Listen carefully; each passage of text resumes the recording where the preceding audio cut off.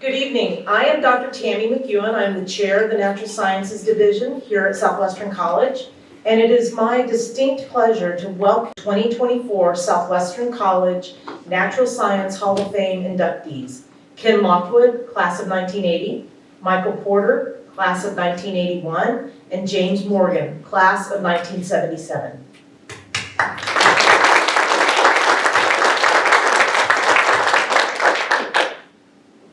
These three individuals represent the Division of Natural Sciences and Mathematics and our college so well. They all relentlessly pursued their aspirations.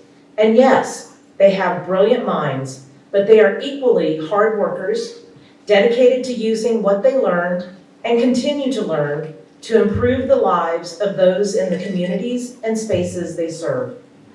They are true builders of incredible character. These three are being honored tonight in large part because they do or did the work. They are leaders in their chosen fields, but they are also leaders in their communities. Our Hall of Fame inductees make us proud and remind us of the importance of the mission-critical work we do together as teachers and learners each day at Southwestern College.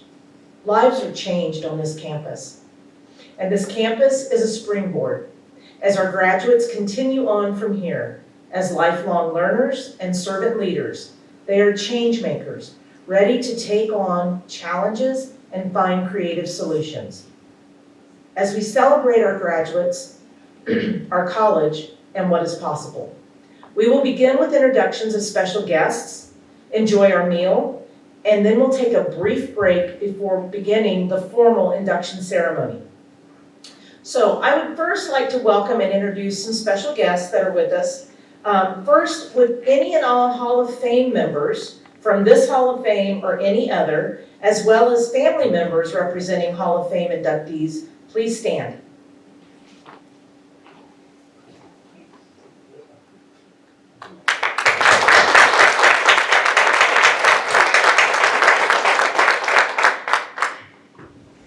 I would also like any Southwestern College trustees in attendance to please stand. Our Board of Trustees are volunteers who serve our college well with their time and expertise, and we are grateful for your service.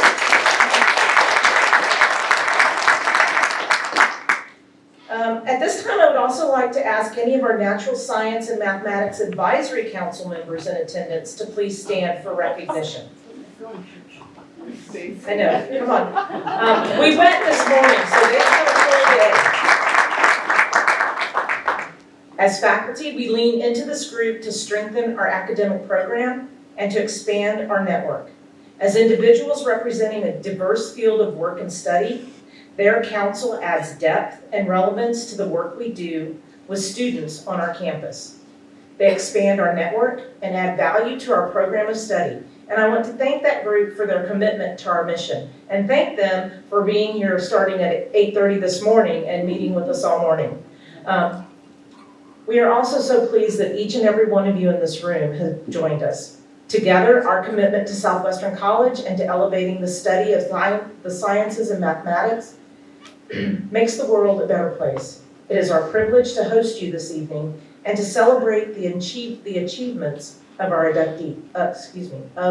inductees.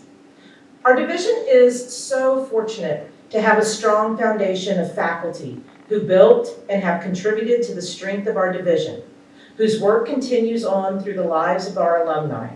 At this time, I would invite any retired faculty in the room to either stand or wave your hand for our recognition and gratitude.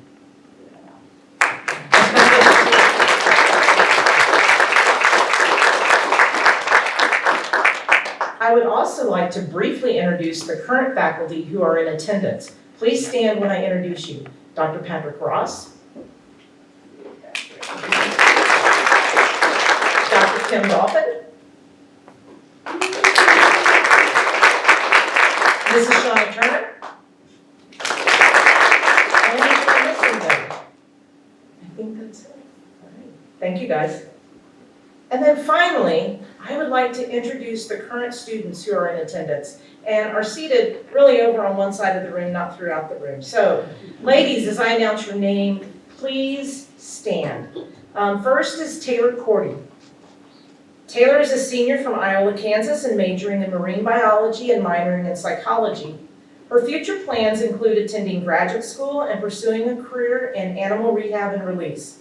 She has spent the past 2 summers at Dauphin Island, completing coursework and participating in research related to marine biology. She is the Tri-Beta president, dance team captain, and a member of the discipleship team.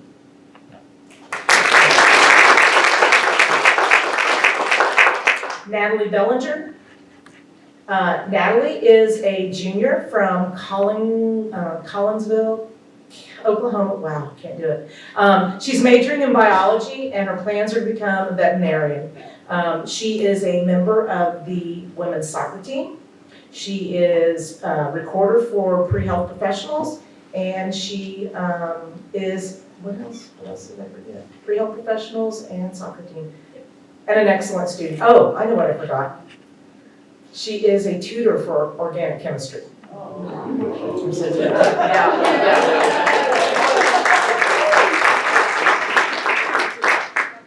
Next is Olivia Manfre. Olivia is a junior from Melbourne, Australia, who is majoring in health science and is a member of the flag football team.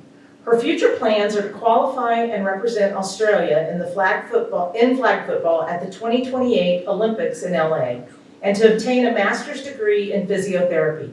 She is also a recipient of our transfer scholarship, our full tuition transfer scholarship. She's in the honors program. She is a member of pre-health professionals. And in August, just about 3 days into the semester, she represented Australia as a member of the Australian national flag football team that competed in the World Finals in Finland.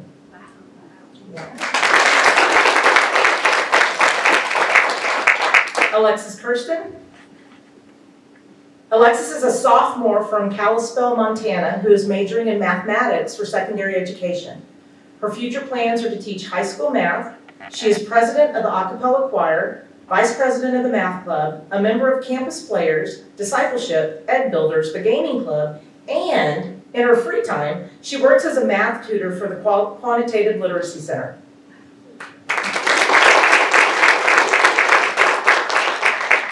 And last but not least, we have Abigail Eckert.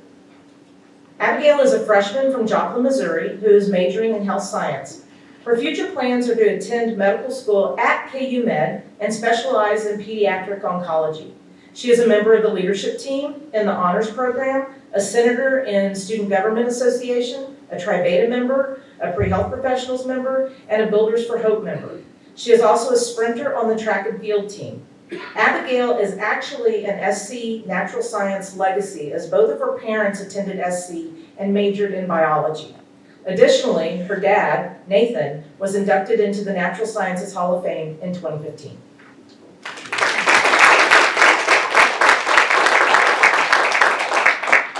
So as you might imagine, we in the natural sciences are very proud of these students. And I invite you to engage them if you can catch them and talk to them a bit. Ask them questions about their interests and their studies. And again, on behalf of our academic division and Southwestern College, I thank you for gathering here to honor the Hall of Fame inductees and to recognize the significance Southwestern College has played in the lives of so many. And now, I will invite Taylor Korte forward to offer an invocation before we enjoy dinner.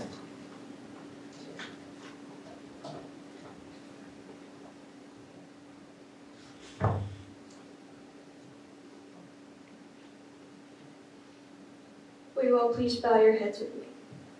Dear Heavenly Father, we invite you into this space with us today. We thank you for bringing everyone together today, and we thank you for Southwestern College and all the opportunities it has brought all of us. We thank you for this food that we are being served today, and we bless the hands that have prepared it. I pray that it nourishes our bodies properly. I pray that everyone travels back home safely tonight after the inductions, Lord. And as always, God, we thank you for everything you've done in our lives. It's in your name that we pray.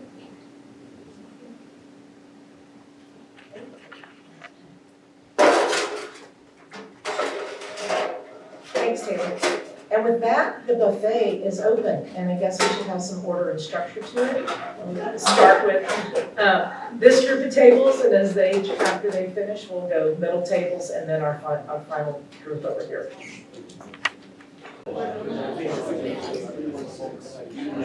Good evening. Good evening. Good evening. Thank you very much. This is my standard welcome. I'm President Liz, and I am excited to be with you tonight. And I am a social scientist in your midst, so thank you for having me and indulging in a social scientist who happens to be the president. But I'm grateful to be with you tonight, and I'm grateful to be with the honorees. I'm so excited that you're home. Thank you. So it's my privilege to welcome you on behalf of Southwestern College and to celebrate the work and service of 3 incredibly deserving individuals along with you this evening. This has become an annual moment for me to publicly dote on our scientists. The academic strength and reputation of our natural sciences and mathematics programs remains a point of pride for Southwestern College. It's an important part of our identity as an academic institution. We're working to invest in growing programs within the division. This is strategic work that leads into clear strength at our college. Of course, that strength is directly attributed to incredible lineage of faculty who have built programs with care and rigor over the decades. I invite each of you who are graduates to indulge me as a retired and recovering professor by thinking of the names of the faculty from the sciences who made a difference in your lives, who encouraged and challenged you, who were your partners with you during moments of discovery. So, if you will indulge me, if you're willing to say their names out loud, do so right now. Charlie Hunter. Charlie Hunter, okay? Wimmer. Wimmer? Anybody else? Max, of course, you gotta have Max. Coley. Okay, you got some good names. Hubert. Oh my God. I wasn't sure if that was marked in a positive way or a negative way. We're just gonna go with positive, shall we, for the evening. These are people who we also honor today as we recognize a new class of Hall of Fame inductees. It is true that faculty teach and they guide you during your time as a student, but they walk with you also after you leave campus. Every once in a while, Pat Ross particularly will tell me, so Liz, this person, this PA you have to meet, whoever it is, right? He'll sometimes tell me really excitedly who these people are, who I've not met yet, but I love it. I meet them then, because he tells me what I should do. You hear sometimes there's silly catchphrases in your head. What's yours, Pat? The silly catchphrase. Well, the one that reared its ugly head today Oh, okay. was an award that I used to give called the Golden Baculum that I The gold, what is that? Baculum is the penis bone of many mammals, and I would spray paint it gold and give it to some nice but more special students. I am really kind of sorry that I asked that question, but okay. But Pat knows I love him, so that is a really special award, by the way. Yeah. Okay, so moving on. You'll imagine what they might say as you succeed or fail at big tasks and small ones. You carry what you've learned with them wherever you go. And so you carry the college with you wherever you go. So faculty, the ones who are here, Pat, Max, Shauna, Kim, and of course Tammy, thank you. I was telling them earlier today at the Science Advisory Council meeting, I loved being a professor. I'm glad I'm not one any longer, and I hate grading. So every time they're grading at finals week, I'm happy I'm not, and I'll go raise money instead. But really, thank you. Thank you for the work. You know that I see you. You know that I know the work that you do. So thank you. These faculty are incredible. They are wonderful to work with. I am blessed to be able to be their president. Their dedication makes all the difference to what we're doing here. Of course, the programs within the Natural Science Division attract a kind of student who is curious and driven. I think the students over on our right here exemplify that tonight. Students like those with us today, but also former students, all of you here, are inductees tonight. Alumni who have taken what their college has given them, what they've learned from faculty and staff, the character gained through hard work and commitment, and they've put that on full display in their careers and in their lives. So I want to thank each of you for being here with us tonight. And I want to thank those of you who serve on the Science Advisory Council as well. As Dr. McEwen mentioned earlier, your support and guidance lends to the progress that our students make, empowers the work of our faculty, and contributes to the important relevance of the science curriculum at a college in the 21st century. Your time and attention is a gift to your college. Tonight, we get to celebrate a strong tradition of excellence found here at Southwestern College. These inductees serve as important proof points, right? If the days get hard and long, we like to think about individuals who that helps us to sort of see, okay, we're doing this thing. Every single day we're doing this thing. You demonstrate the value of an education at Southwestern College, and you model for our students what they can do. And they do it. And I think of the many contributions our inductees and former inductees have made in this room, and I imagine what is to come for our young women on the right. The world needs more builders like you and like us. They represent so much potential and possibility. You make me proud. You make a college proud. And I'm sure that you will soon get to work using what you learned in beach science, and perhaps one of you will get Pat's special award from these incredible faculty and across campus in your various engagements and activities. We were going to see Olivia in 2028 as a member of an Olympic national team in the first ever flag competition in the Olympics. It won't be long, and your work and dedication, your character might land you recognition in this hall. It's exciting to imagine the many incredible possibilities that lay ahead for each one of you. You know that I and your faculty and your staff are always cheering you on. Remember to stay connected as alumni. We will keep you connected. It's a promise. Right, Ashley? Yes, ma'am. Thank you. We truly love hearing about what you're doing and what you're all up to. The Hall of Fame class of 2024 is represented by 3 outstanding individuals, builders in their own ways. All 3 of them, creative thinkers with big hearts, represented their college well in all of their endeavors. Thank you for being builders. Again, it is my sincere congratulations on your well-earned recognition and induction into this Hall of Fame this evening. At this time, I'm going to invite Dr. McEwen back up here as a division for the Natural Sciences and Mathematics and Professor of Biology to lead the program for our evening. Tammy, come on down. Thank you.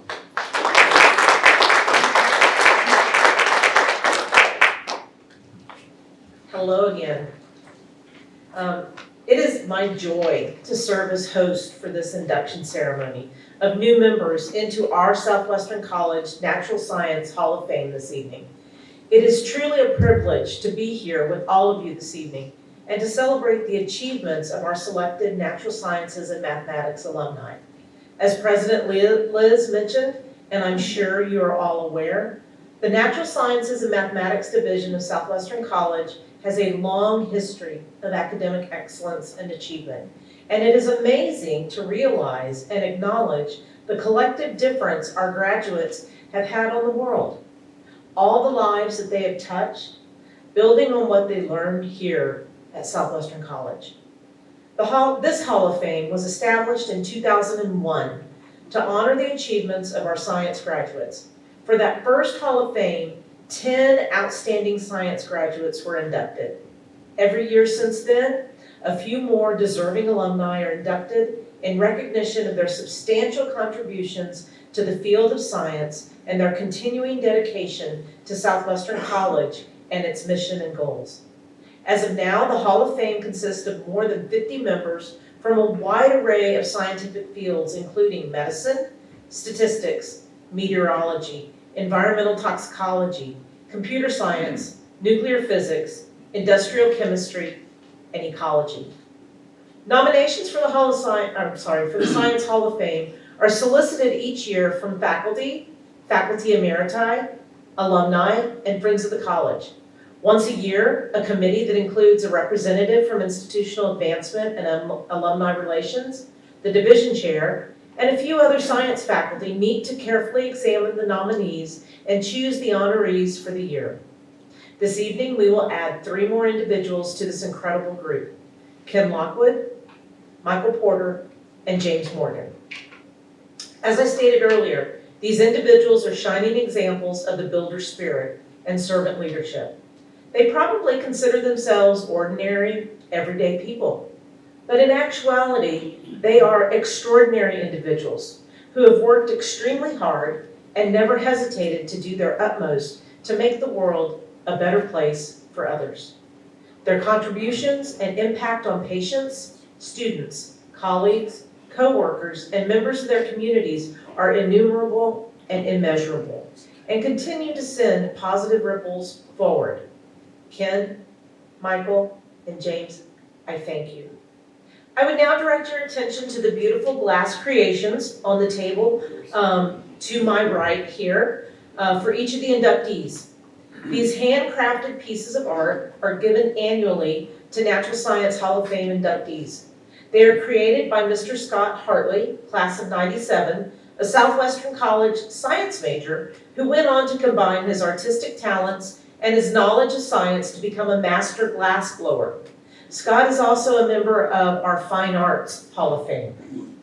And at this time, I invite Dr. Pat Ross forward to make introduction of Ken Lockwood.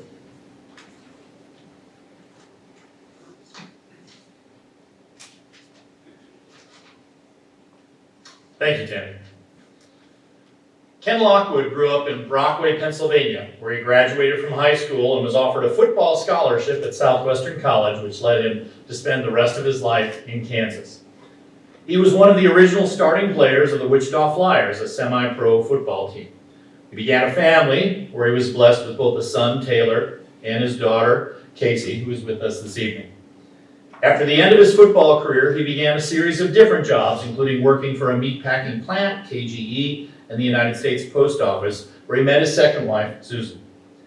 He left the post office in 1999 to follow his dream of working with wild animals, getting hired to be an animal keeper and a groundskeeper for what is now known as Tanganyika Wildlife Park.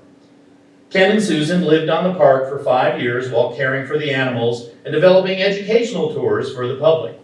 Ken owned a Siberian tiger named Maya.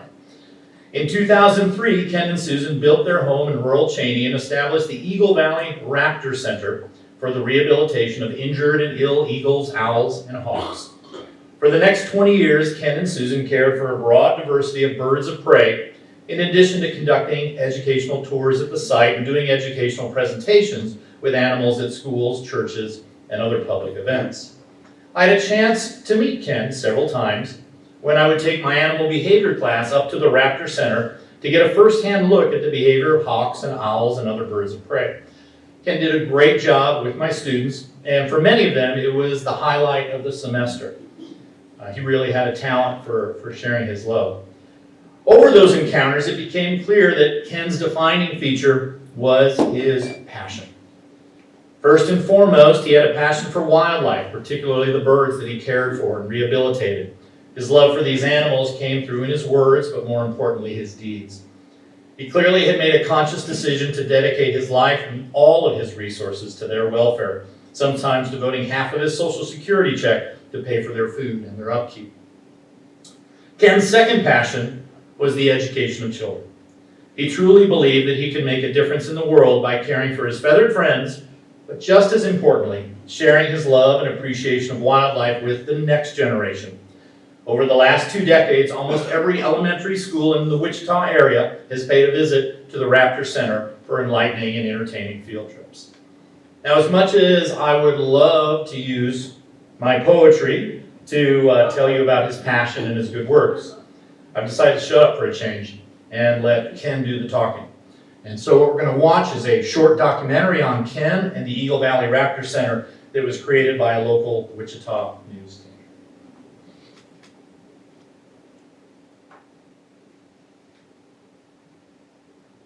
Largest collection of birds of prey in the state is located right outside Cheney, Kansas. It's not a zoo or even a museum. It's a bird rehabilitation center started by a man who's dedicated to returning these amazing creatures back into the wild. Since Ken Lockwood began helping these beautiful animals, it's amazing how many people now come to him for help. He had flown into a soccer net, and apparently he had been there for a couple days, and the more he struggled to get out of the soccer net, the more tangled up he got. So he was in 100-degree weather for a couple days, tangled up in this net. It was wrapped all around him, he couldn't move. And it just goes to show you just how tough these birds are. 2 years ago, I had this guy from Douglas call me. He had a little robin, and I said, I know I don't take robins, but go ahead and bring him. This guy shows up in a beat-up old Ford pickup. He was about 6'6", about 300 pounds. And he opens his hand and he says, can you take care of my bird? And I'm looking at my dad and I said, yes, I will. Ken takes in hundreds of injured birds like this one every year. But they're a lot bigger than a robin. Here you'll find eagles, hawks, owls, kites, falcons, and even vultures. Southwest, like Nevada, New Mexico, okay, now put your thumb together, give him a nice bear, give him a nice bear, push it in the back of the legs. There's a real passion for wildlife, and when people see something injured or young, you know, that's that human compassion to want to nurture. Some of these birds have been injured in shootings or have been hit by cars. Others come because of poisoning, and a few are brought here after being orphaned as babies. He was in Wisconsin, so he didn't keep her in a heated new, so she got frostbite on the tips of her wings, and they just fell off about a week after I got her. Ken has become so well known for helping birds of prey that people send him wounded birds from all over the country. And then Cessna, our bald eagle, she came from Juneau, Alaska, and when we got her 8 years ago, we could only get her as far as Denver. Well, Jack Pelton, CEO of Cessna, he made the arrangements to have one of his jets who was going to be in Denver bring her to Wichita for us. And so we were very honored to name her Cessna. These birds not only have distinctive personalities, they have really unique names as well. This is Avatar. He's sitting off of Ken's shoulder on the right side of your screen. He's so cute he doesn't even look real. Avatar is a speckled owl that is usually found in Central America and Cuba. How do you not, because looking at just Avatar, I get attached just in the first few minutes. How do you not get attached? Because a lot of these birds you do set free again. That's, in the beginning, it was really hard. I was trying to save everything, knowing that I couldn't. It's just the human instinct to want to save, to nurture. In order to save as many birds like Avatar as he could, Ken formed the Eagle Valley Raptor Center in 2002. It's located here on 20 acres of land near Cheney, Kansas. The center is designed to rehabilitate injured birds of prey and send them back into the wild. This is something Ken says he was born to do. Well, ever since I was a little boy growing up in Pennsylvania, I spent countless hours out in the woods. We have lots of hills.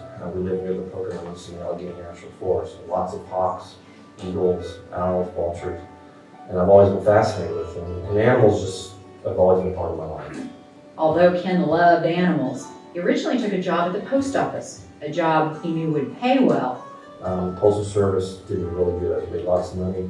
It provided things for me that I probably normally couldn't afford. But I was unhappy. And material things just didn't bring happiness to me. Rather than spend the next 20 years in a job that made him unhappy, Ken took a leap of faith and decided to do what made him feel fulfilled. So about 12 years ago, I made a career change in my life. I decided that happiness was more important than money. Amen. No doubt about that. So Ken left his job and took a position at Tanganyika Wildlife Park in Goddard. He spent the next 4 years there, but decided to follow his heart and take another leap of faith and go out on his own. Woo-hoo. Woo-hoo. Woo-hoo. That's how the Eagle Valley Raptor Center came to be. But it didn't happen overnight. The Fish and Wildlife Service and the Kansas Division of Wildlife and Parks have guidelines you have to meet to open a center like this one. So Ken sought out any place that could help educate him. Went to the University of Minnesota, I trained there. I went to the World Bird Sanctuary in St. Louis, Colorado Division of Wildlife. And then there's an organization called the IWRC, which stands for International Wildlife Rehab Council. And they give seminars on wildlife rehab, and so I got certified through them also. Ken takes in anywhere from 140 to 150 birds each year, and says about 80% of the birds he treats are injured by accident. We probably have about a 50% success rate on the injured ones. Probably 75-80% are wing injuries. You know, so the first thing you got to do is how severe is it? Is it a compound fracture? Is it just you know, a fracture? Is it near a joint? All those have to, how old is it? Has infection set in? So just like an injury a human would get, you've got to analyze it to see if the bird is savable, because our first thing that we must do is we are to fix this bird so it can go back to the wild.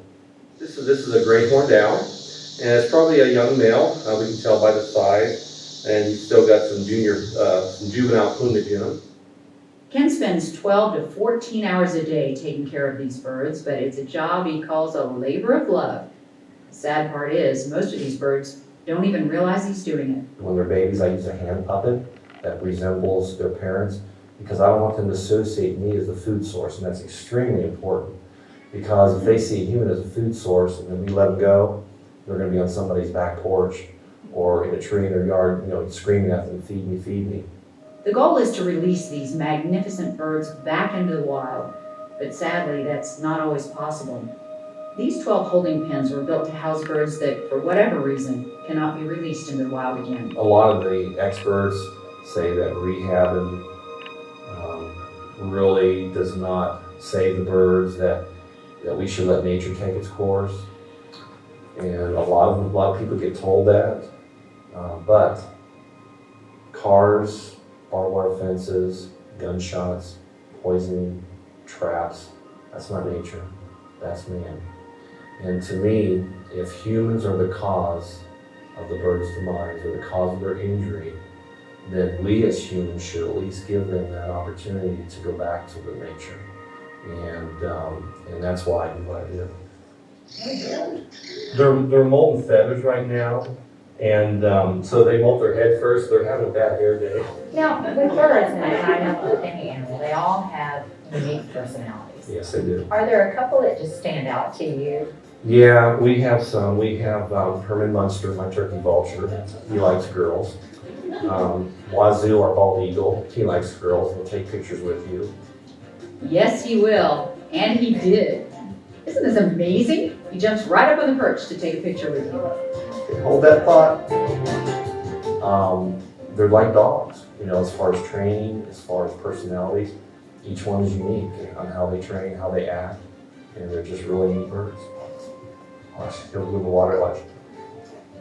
I love the tail. It's like, Oh, he won't get his tail wet. When you first started out, did you imagine it would get to be this big? Let's put it this way, I never thought when I was 50 years old I'd be spending $600 a month in frozen dead mice and rats. Let me tell you, I'm very understanding why, because in the beginning we had to share our refrigerator, and she was very understanding about putting the frozen mice in with her food. Perch up! Wazoo up! Wazoo up! Thank you. the center not only provides a place for these birds to recuperate, it also offers an educational opportunity for hundreds of kids each year. Some come with their scouting groups, others come on school field trips. I will not talk. I will not run. And most of all, I will have fun. All right. Not only do they get to see some amazing birds of prey up close and personal, they learn why they're so important. These guys along telephone wires, along fields like wheat fields, because one of his favorite foods is grasshoppers. He just loves grasshoppers. So farmers love him. These birds play a huge part in our lives as humans. The barn owl, for example, the average barn owl eats 3,000 mice a year. One barn owl. Great horned owls, one of their favorite foods is skunks. Skunks are the #1 killer of rabies in Kansas. The average field mouse in Kansas in the wheat fields, and everything that forms part. The average field mouse, one breeding pair, can multiply to 1 million in 1 year. So if we didn't have hawks and owls, I guarantee you, not only would there be crop destruction, but the diseases that they carry would be unbelievable. Turkey vultures, for example, turkey vultures only eat dead animals. A lot of diseases can be spread through dead and decaying animals. Now, you put it down low, he has to get on his perch. Stick it down low, stick it in there. All the way through, there you go. Good job! Turn around and take a bow, young lady. Let's give her a nice round of applause. So if people start seeing them as an important part of the environment, then I've accomplished what I wanted to do.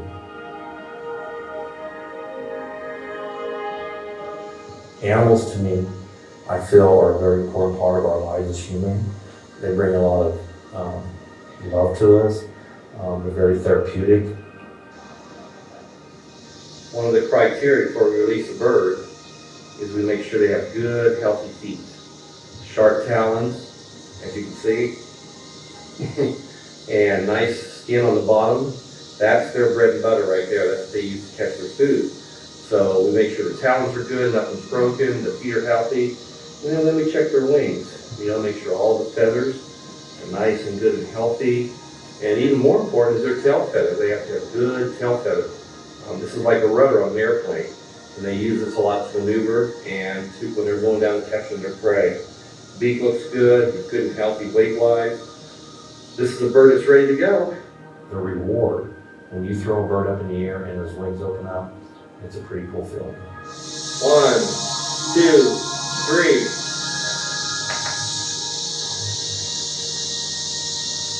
That's what it's all about. That's our reward. Look how strong he's flying. That was a bird that was ready to go. If you find an injured bird of prey, call the number on your screen. If you know someone who has a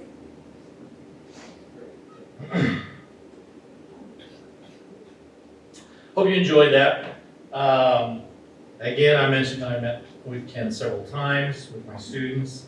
He was charming, funny, bullheaded, sometimes difficult to get along with, but you can't argue with his passion for his birds and his passion for education.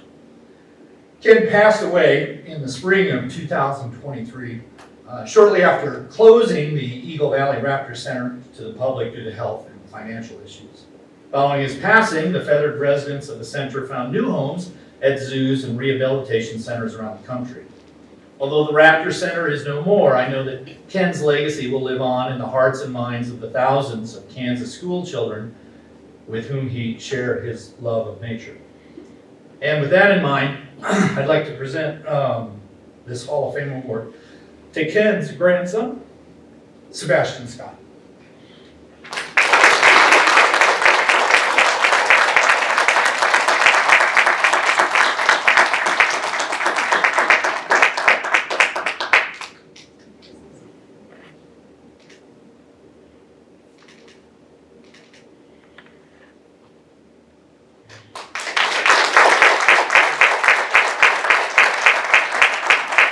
I got a chance to talk with Sebastian a bit during dinner, and his grandpa would be very proud.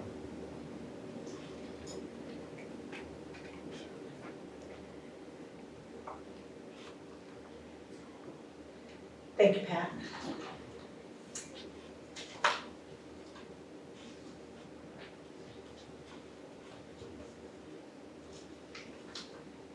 It is my pleasure to now introduce you to our second inductee, and that is Dr. Michael Korte. He was born and raised in Biola, Kansas. He received his Bachelor of Science degree from Southwestern College in 1981 with majors in biology and chemistry. While at SC, he was a member of the SC Band and Jazz Ensemble, playing the trombone. After SC, he earned his medical degree at the University of Kansas School of Medicine, and he then completed his general surgery residency in Wichita, followed by a colon and rectal fellowship at the prestigious Ferguson Clinic in Grand Rapids, Michigan. He returned to Wichita to begin his practice with Wichita Surgical Specialist and joined the faculty of the University of Kansas School of Medicine in 1991. Over the years, Dr. Korte has established himself as a highly respected surgeon and educator, eventually taking on the role of Associate Professor of Surgery and Program Director for the General Surgery Residency Program at KU Med in Wichita. And he did that in 2016. In 2020, he became the Clinical Director at Wesley Medical Center, and he also works with several other hospitals in the area. His leadership in training the next generation of surgeons has been recognized for fostering excellence and innovation in surgical education. His current professional affiliations include the Association for Surgical Education, the Association of Program Directors in Surgery, the University of Kansas School of Medicine Graduate Medical Education Executive Committee, the American College of Surgeons, and the American Society of Colon and Rectal Surgeons. He has been on the Castle Connolly Top Doctors list since 2014. The doctors listed there represent the top 7% of all U.S. practicing physicians. They are best-in-class healthcare providers, embodying excellence in clinical care as well as interpersonal skills. In 2021, the Wichita Business Journal honored Dr. Korte with the Wichita Business Journal Excellence in Healthcare Surgery Award. In addition to his professional accomplishments, Dr. Korte is deeply committed to his family. He and his wife, Lori, have 3 children, and my research says they are the proud grandparents to 18 grandchildren. Is that correct? All right. That might keep you busy. He still plays his trombone, I understand, performing in jazz bands, orchestras, and concert bands. And reportedly, his passion for music is equally matched by his enthusiasm for running marathons, which I understand he loves to talk about. Without further ado, it is my honor and my pleasure to introduce Dr. Michael Korte. Dr. Korte.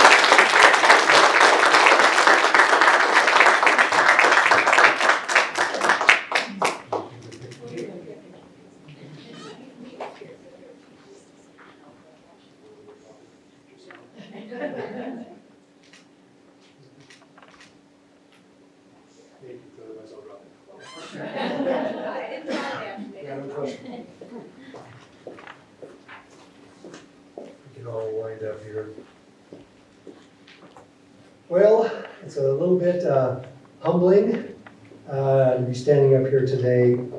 I look out here, we had this wonderful video about the new inductees. We read the bios on the previous inductees, and it is a very humbling experience to stand on this podium right now. Back in June of this year, I got an email from Jerry Winters. Now, this came out of the blue. Jerry lived in my hometown of Viola, Kansas, when I was she reminded me today that's about that time. And she knew my mother and my grandparents, and she shared with me that she had a plan to nominate me to be inducted into this Natural Science Hall of Fame. She informed me that her husband, Tom, and her had graduated from Southwestern in 1968, and she just kind of asked me if I was kind of open to that idea. I was a little bit stunned with that email. Let's just say it took me 2 weeks to respond to that email. I really weighed, I thought, why? And I was really honored, and I thanked her for that, and I said, here's my CV, and I just really didn't think about it any further, and I kind of moved on. And you can sort of imagine my shock when Dr. Frombgen reached out with the news that I had been accepted to be inducted into this amazing Hall of Fame. So then, of course, I go online, I review the names of the new inductees and the previous inductees, and I tend to question the wisdom of the committee who reviewed my nomination. Why Southwestern College?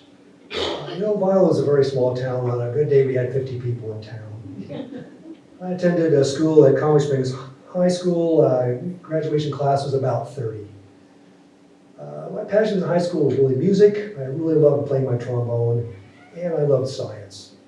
And I really kind of imagined myself at that time becoming a band director somewhere, whether high school or college or someplace along the line. And I started kind of looking for where could I go to achieve that goal. And Looked at Southwestern, be a really good fit for me. It was relatively small. It had a reputation for strength in both music and science, and that was really exactly what I was looking for. So I took my tour on campus, and I was hooked. This is the place I wanted to go. So I arrived as a freshman, and I get my rock, and I throw it to the mound. You know, that's important to be a mound builder. I climbed those darn 77 steps many times, going back and forth to get into my class. My advisor was Dr. Charlie Hunter, and he really assisted me in picking classes. And I got to tell you, he was really good at picking the biology classes. The music classes were not his forte. That's what I remember, Charlie. I could be wrong. So he gets me signed up for the beginning biology class, and I kind of show up. I find the room, and I get in there, and I'm sitting. It's the largest class I've ever been in. It's probably 60 people. I mean, I had 30 people in my whole class in high school. There's 60 people in this class. I'm a little nervous, and I'm kind of sitting there, kind of waiting for the class to begin. And I remember this gentleman walked in.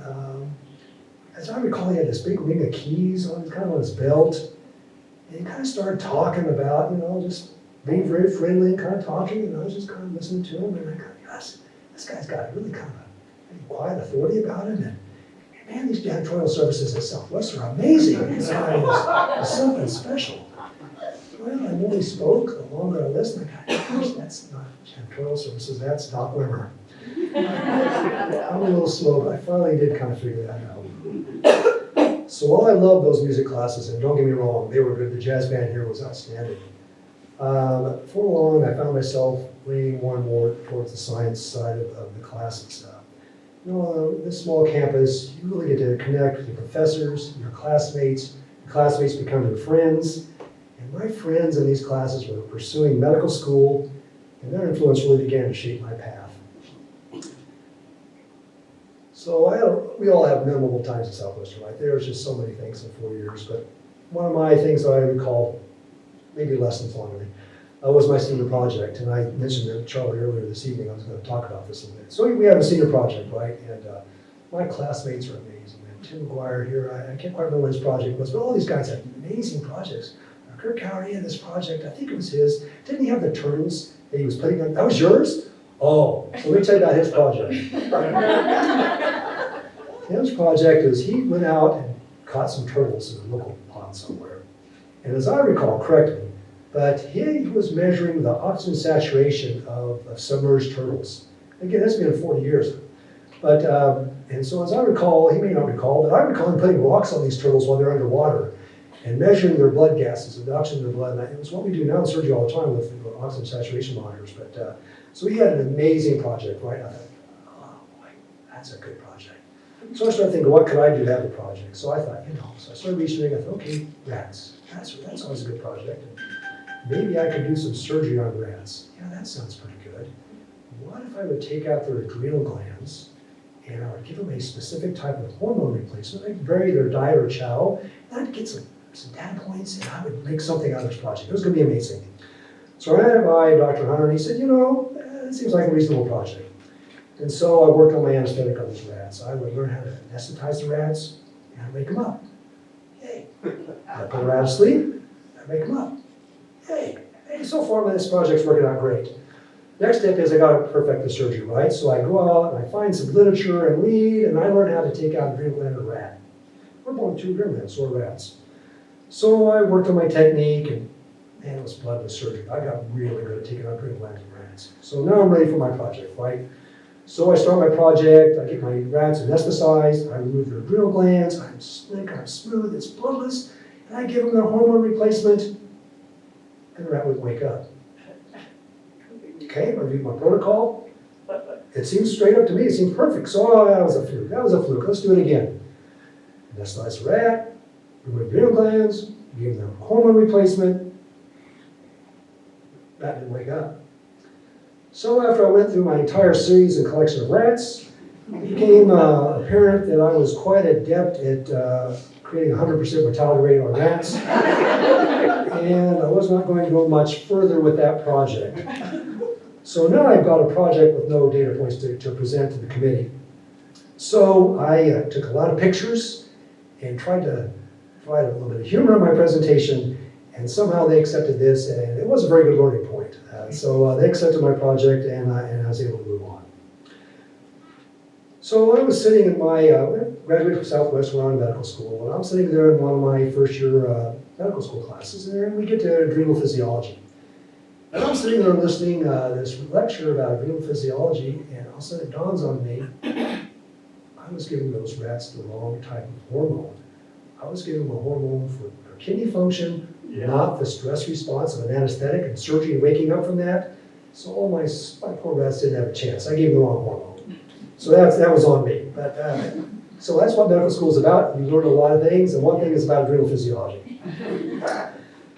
So really, what is my impact of my time at Southwestern? Well, I was so blessed with the opportunity to be taught and mentored by amazing professors. They're just champion educators. I had Doc Wimmer, I had Charlie Hunter, I had Max Thompson. I don't have great stories from Max, but I can tell you Max had the best greenhouse. And they would have discount days where you could go in with pursue with no money and buy plants. I bought a lot of plants. He had some amazing things. And our professors here, they were curious, they were dedicated, they were driven, they knew their subjects from forwards, backwards, they knew everything about it. But what I found was the most important thing that our professors demonstrated was their joy of teaching. They demonstrated a joy and a passion and a love of teaching. And they exhibited that to their students every day. It was amazing to see, something that I took forward with me. So I completed my medical school, I went to surgical training, and I became a member of the surgical faculty at the University of Kansas here in Wichita. And I discovered I really love teaching. As a resident, I love teaching medical students. As a faculty, I love teaching medical students. And I really fall back on what I saw from my best professors, my best teachers at Southwestern. And I really strive to emulate and teach those characteristics that I really view as really essential principles of teaching. And I learned these from my professors at Southwestern. So through my role as a faculty educator, I really had the opportunity to participate in training 200 general surgery residents, multiple thousand medical students, and these residents and students are now practicing throughout the state, throughout the country, throughout the world. I have residents who set up their own residency programs in Africa. So it's been an amazing experience. And so you think back, you think about the change. It kind of starts out as this kind of change in Southwestern, and goes throughout the world. It all goes back to the training that I received at Southwestern. So I'm here today really honoring the institution, honoring the incredible professors that I've had that really taught me, guided me, and allowed me to share what I learned here to my students. So in closing, I just really want to express my gratitude to Southwestern College, to my professors, my mentors, my friends, my classmates, my family, especially my family who supported me through all these years. This honor is certainly more than I ever could have dreamed of, and I'm deeply humbled and grateful for this. And I appreciate all of it. Thank you very much.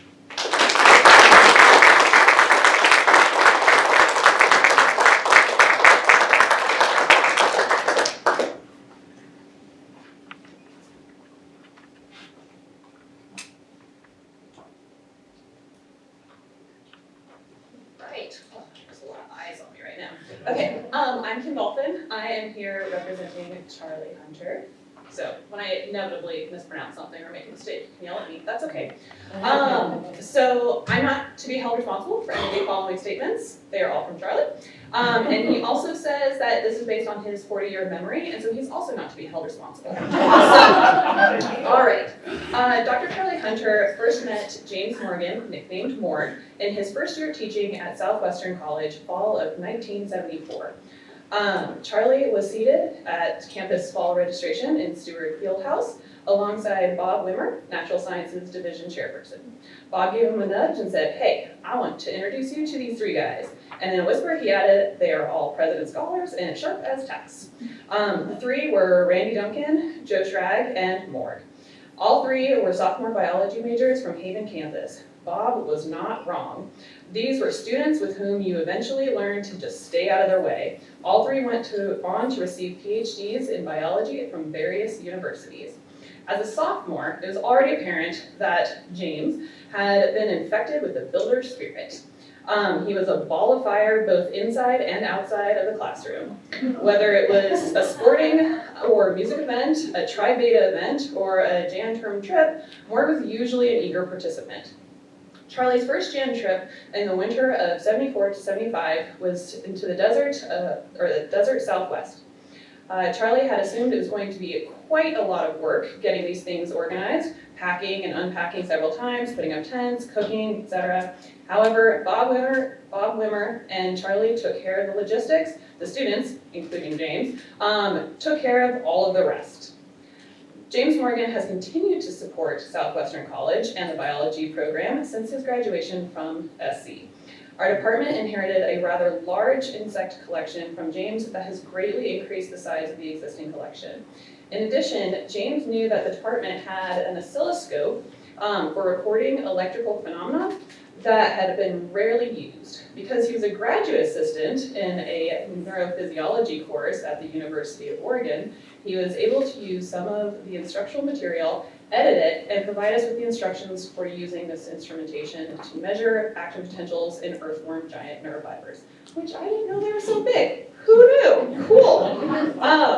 Most importantly, Mort taught Charlie how to simply and efficiently dice an onion, so he appreciates that. James graduated magna cum laude from Southwestern College in 1977. He continued his biology education at the University of Oregon in Eugene, where he received a master's degree in 1984. He went on to complete his PhD at Oregon State University in Corvallis in 1991. The 1980s were a difficult time to be a graduate student at the University of Oregon. There were two rather large academic slime molds vying for control of the biology department. The Institute of Molecular Biology versus the Institute of Neurobiology. A third institute, the Institute of Marine Biology, was situated some distance away to remain out of the fray.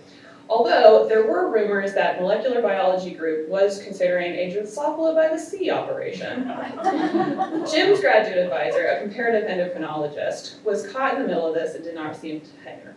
However, Jim's perseverance and his commitment to one of his life goals saw him through this rough period, and he was able to continue his PhD program at Oregon State University. Soon after, his wife secured a botany position at the University of Arkansas, Fayetteville. This is where they had resided for nearly 30 years. Initially, James had an early opportunity to teach and conduct research part-time from 1991 to 2000 at the University of Arkansas. Around 98, James made a decision to use his Kansas farm background and his education and training in biology to follow his passion for sustainable agriculture. That was the beginning of his 20-year career and experience with working in and promoting sustainable agriculture through his Round Mountain, I'm so sorry if I mispronounced this, Katahdin? Katahdin. I just had to really emphasize that. I'm sorry. Sheep breeding farm and consulting service.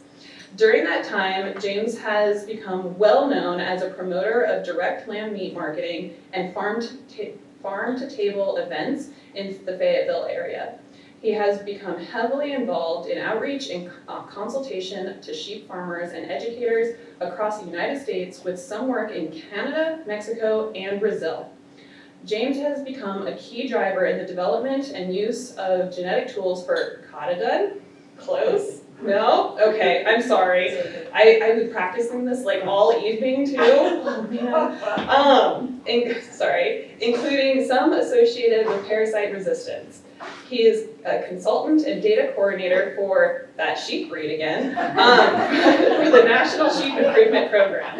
It is now my and Charlie's supreme honor to bring up James so he can accept his well-received and well-honored award.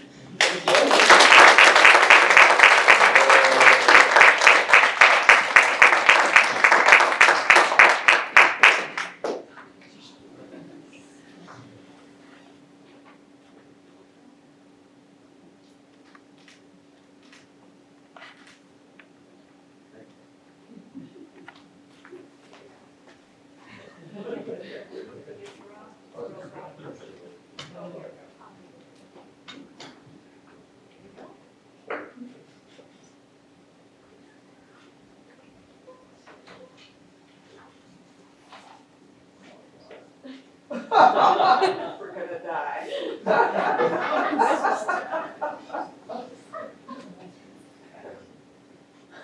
Okay, well, thanks again for this great honor.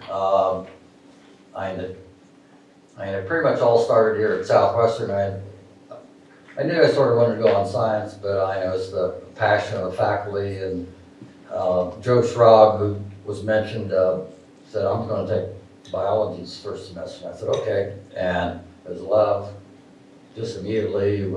Doc Wimmer was the professor, and so had a great time.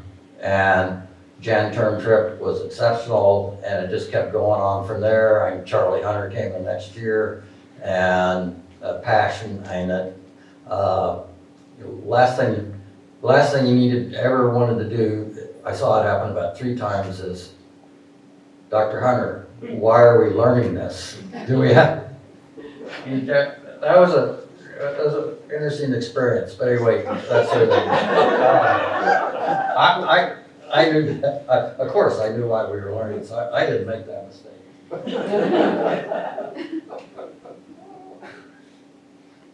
Well, there's lots of people to thank. You hear about self-made people or self-made men, and I'm not a believer. There's a few exceptional people who do it all on their own, but for most of us, it's everybody. I had a lot of good teachers from grade school to college and beyond. Definitely Dr. Wimmer and Dr. Hunter at Southwestern, a great experience. Where else could you do a cappella choir, running the track team for 4 years. I even got to start and play a whole game of football my junior year. I know that, and that's just a little bit of it.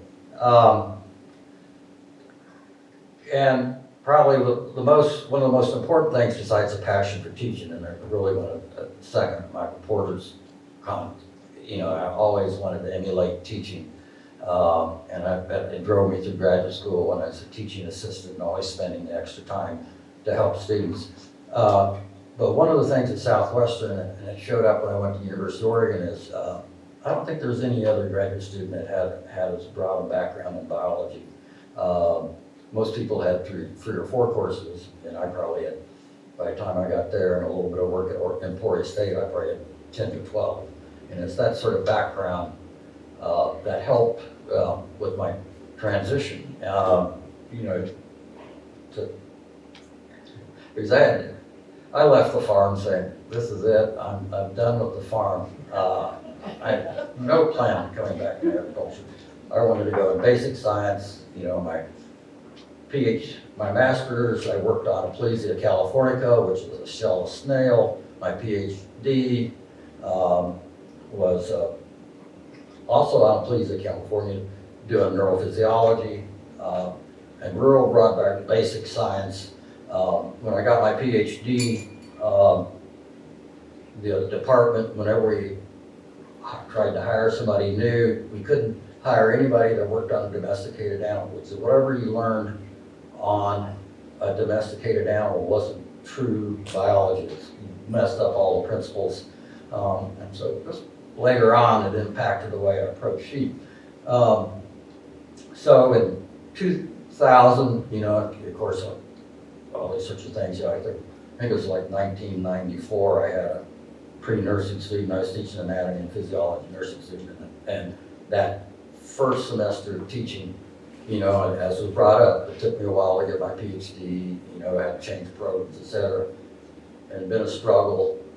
And I was driving every day and 30 miles to teach nursing students. And I go, I could have a rep right now, but having taught for 1 month has made this all worthwhile to get through the PhD. I really enjoyed it. But I also had a student, 2 students, I tried to reach down and help every student, you had to have C's, and I had a number of students with D's, and I got 2 of them in there, and they go, I said, what can I do to help? I'll stay after class and you can come in. And they said, well, Dr. Morgan, you're teaching us science, and nursing has nothing to do with science. I really didn't know what to say. I should have said, I hope I never see you in the emergency room, but I didn't. And so we went on. There's a couple other people up, there's 4 other people in there. So in 2002, I finished up a small USDA grant I had. I had done work in poultry science, and also had worked on mud puppies too, gastric iron transport before that, and had a chance to switch to working with the Sheep Association. And I guess we need to back up and say a little bit more. So in 1993, Teresa, my wife, who supported me a lot through this, funded me part of the time I was in graduate school, we moved out and we lived in the middle of an orchard, and she was working for a sustainable ag organization, and the neighbors said, well, we're thinking about adding sheep to manage the grass in our operation. And I could probably go on quite a bit after we had the golden baculum about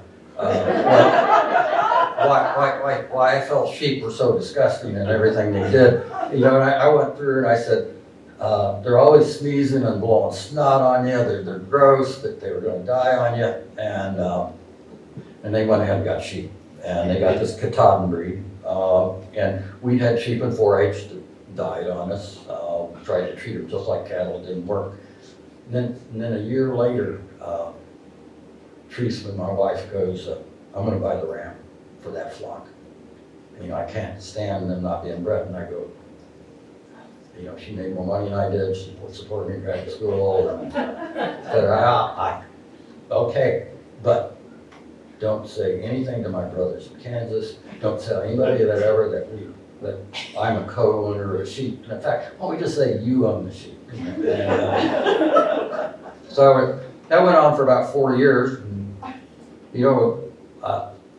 in this breed of sheep, I said, well, they said, we have to sell them. And I go, these are mammals. These sheep actually raise their young, because that's what I really disliked about the black-faced sheep that we had on our farm in 4-H when I was growing up. And you could spend 3 hours trying to get them to nurse, and then they die or whatever. And I said, these really work, and so in 2000, going forward a little, in 2002, I made the transition to working for a sheep association. I saw opportunities to teach, but there were 4 research scientists that I could call on, that were quantitative geneticists, that I could call whenever I had a question, especially Dr. Charles Parker, who was retired at the time. And so I had probably the 4 top quantitative geneticists in the country for sheep that I could call whenever I wanted to and ask the questions. And so I made this transition because I had just worked on, while I had a farming background, I didn't really have real science associated with farming. And so, and later on I realized what I really liked these 4 is that they were biologists first. A lot of people in applied sciences, applied biological source sciences, don't understand the biology or the holistic part of the system. And so I really appreciated those who had that, and these 4 guys did. And again, all sorts of people, your fellow graduate students, et cetera, all helped teach, as well as my postdoc advisor.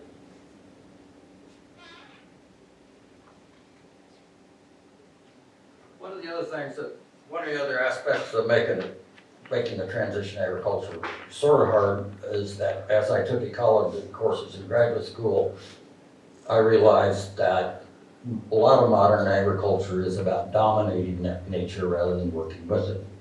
And we use a lot of things, whether it's DDT in the past and all these things that where we made mistakes in agriculture, losing topsoil, et cetera. We aren't working with it. And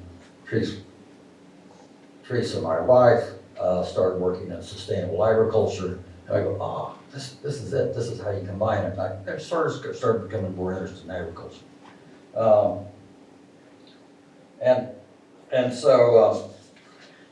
there's all sorts of things about sustainable agriculture we can go into, often now called regenerative agriculture, that really where you work with nature, you take a look at things, and that's to me is what has made working with sheep more interesting. You know, and if we do agriculture right, and granted we've got more population, so we still need to depend on agriculture that, you know, sort of dominates nature rather than always working with it. But sustainable agriculture is a good transition to that.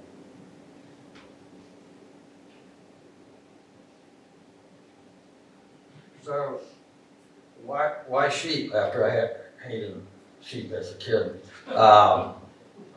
Well, there's a number of interesting things about sheep. I think you hated work.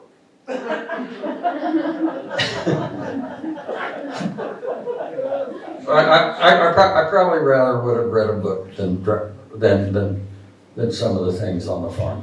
Okay. That's true. So so a few things about sheep. One is that sheep are about the most efficient livestock animal on the farm. If they raise twins, that you can raise 30 to 50% more meat per acre than you can with cattle. And if you look at the biology of it, with two young lambs that mature in about a year, get that fast growth. I mean, all mammals before they reach adolescence are much more efficient at converting calories to meat, and sheep do that within 6 months to a year. So they're very efficient. You know, so they're more efficient. Let's see. And the other aspect about, you know, the other thing while we're talking about direct marketing and those sorts of things is that grass-finished beef and lamb or grass-based lamb and meat have better omega-3s, better fatty acid profile than fish. So grass-based meat, but you know the problem with that is that if we converted to all grass-based meat production, we would get to eat meat around the world probably once a year. So I mean, it's not the answer to everything, but it is something to consider about when you can buy grass-based meat. It's healthier, it's going to keep your brain healthier, and that sort of thing. Another thing is that rotational grazing, if done well, will increase organic matter in the soil, increase carbon sequestration. We hear about the impact of cattle and global warming. With grass-based production, you don't get the global warming. You're going to get carbon sequestration.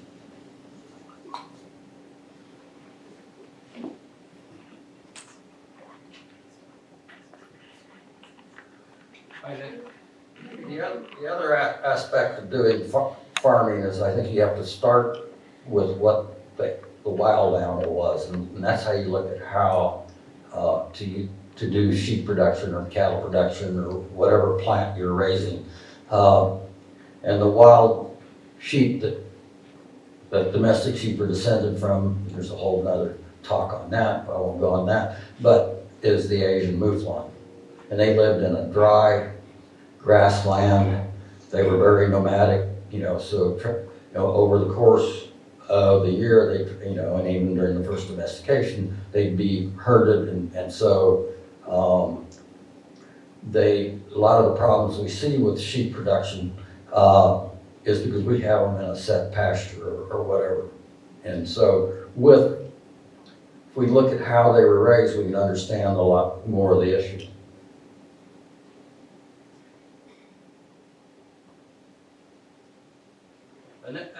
And then once I started raising sheep, that's where the fun began. I'd been told in graduate school that domestic animals didn't have any of the things we wanted to look at. And, after observing them, saw a lot of these theories from ecology, et cetera, optimal foraging theory, I realized I could manipulate the limbic system, how to manipulate the limbic system so that the rams didn't do grab ass all the time. If I fed them more, they'd get satiety, the limbic system, you're gonna have fear of predation, weather, food resource, sex, and all those drivers. With optimal foraging theory, if you could make $500 an hour, you'd probably be out working 20 hours a day. And if you put out the richest pasture ever, those sheep are out there grazing all the time, you put out a $20 an hour, $30 an hour pasture, in that area, they'll graze about 8 hours, 5 hours, and then they do it. If you put out, they're making a very poor pasture, $2 or $3 an hour, they're out grazing 20 hours too, just to try to survive. So all these things started so I started having a really good time looking at all these things I'd learned as a biologist and thinking about how we can improve sheep production. So since we had the golden vacuum, I'll digress. One of the first years I was raising sheep, I had started out with a small flock. I had 8 lambs in a very small enclosure that I moved twice a day. And there were 8 ram lambs. They were young adolescents. And I just went out there and said, what are these rams doing? And I said, oh. And finally, it took me 2 weeks. I created a junior high locker room. Yes. And so I started thinking about it, and I said, well, what does this mean? Well, all mammals probably do this. So the junior high locker room, it's an abnormal situation. And there aren't small enclosures of animals in the wild. It's that small enclosure in the wild which is abnormal, which causes what we consider to be an aberrant behavior. So the junior high locker room is because we've got an abnormal situation. That's not because some of these kids are whatever they are when they start doing the different route. But anyway, so there's these sorts of things that made farming more fun. So Randall, you didn't give me any of those situations, and that's why you thought I was lazy.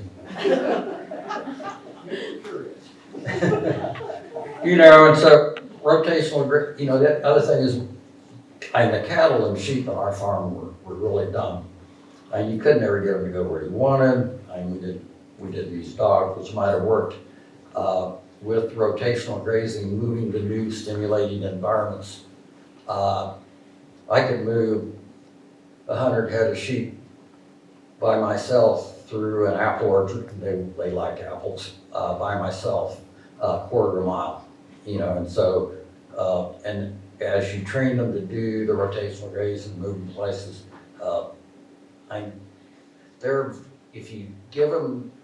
if you test their intelligence based on more ancestral behaviors, what they evolved under, then they're fairly intelligent. They can respond well in their situation. Okay.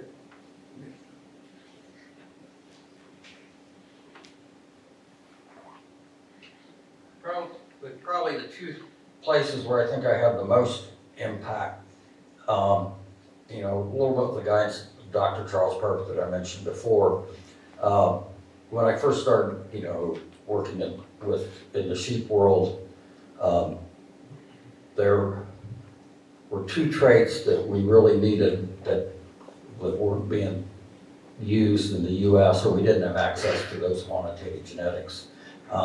And so I approached Dr. Dave Nodder at Virginia Tech and said, we need pounds of lamb wean per ewe. And this is what, if you select on that, you have the quantitative genetics behind it to do that. This is the profit trait for the sheep industry. It's based on number of wean, the way they grow, the amount of milk produced. We didn't have that. And this is what makes sheep more efficient than cattle, is that trait. So I approached and worked on it. I helped with the data collection. I recruited, and in the sheep part of agricultural research, we don't have the big dollar grants for universities to have large flocks. So we use the flocks of farmers, and so I worked with farmers to get the data that we could use to develop that. So that was the first thing.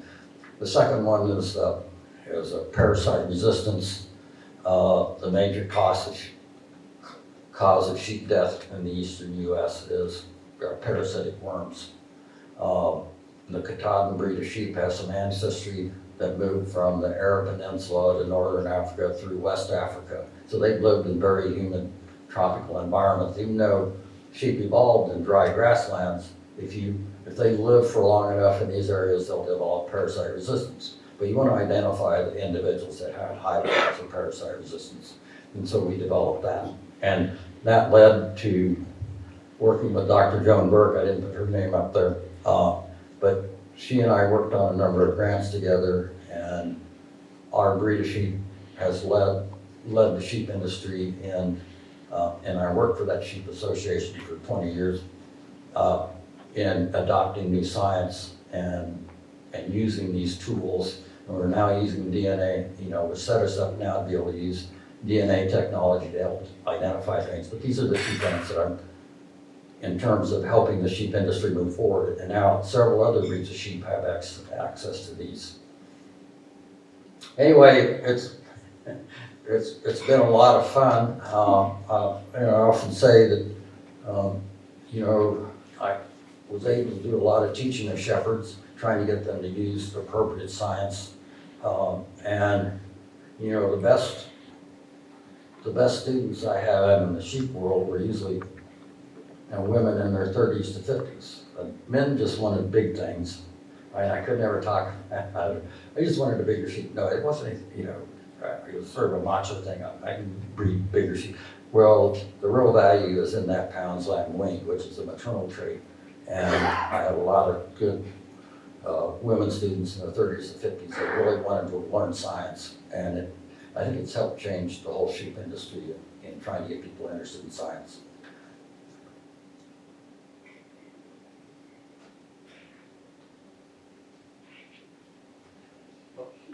Thanks for the opportunity to talk. When Teresa looked at this and said, you can take Jim out of the classroom as a professor, but you can't take the classroom out. So thanks for listening. And I really appreciate that, Southwestern helped set the foundation that I could work on this and have a great time doing all this and just enjoying all this. Thank you, and I appreciate it all.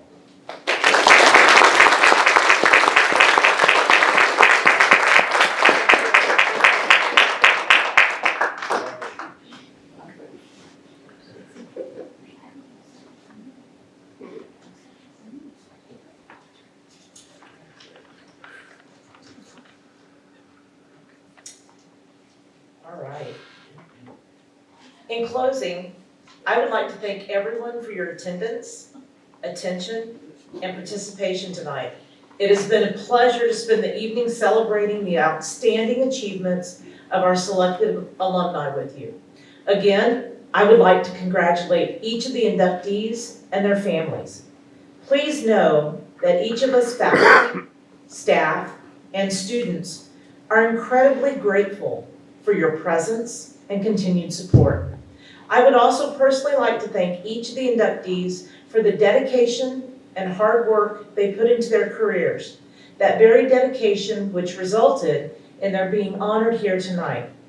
Each of our inductees make us so incredibly proud. Nights like these remind us of what is possible for each and every student. And we are reminded too of the significance of this little college and our work here together on this hill. In learning and teaching, lives are changed forever. Thank you to Ken, Michael, and James for being an inspiration to our current and future students. Through your work, you model for them what it means to be mound builders in the world and for the world. I would also encourage our students to remember that being successful and making the world a better place does not require global recognition or winning some notorious top prize. Instead, it requires hard work, dedication, and a commitment to serve others, as our inductees tonight have all demonstrated so well. Again, our sincere appreciation for your attendance this evening, and congratulations to the Hall of Fame inductees. Go Builders!